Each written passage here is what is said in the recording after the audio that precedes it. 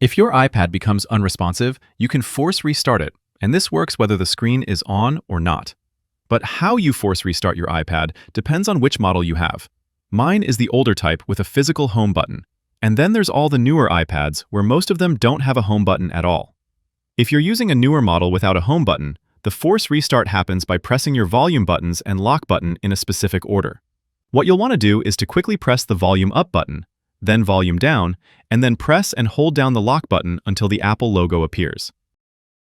So, you would do it like this: volume up, volume down, and then long press the power button or lock button, whatever you want to call it.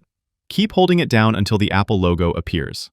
Now, mine is the older model with a physical home button, so on these it's a little different. On iPads with a home button, you'll simply press the home button and power button simultaneously and keep holding them until you see the Apple logo appear. Your iPad will then restart. This does not erase any data and nothing gets deleted. It simply forces your iPad to shut down and restart, which can sometimes fix temporary glitches. Click that like button if this helped, and subscribe for more guides like this.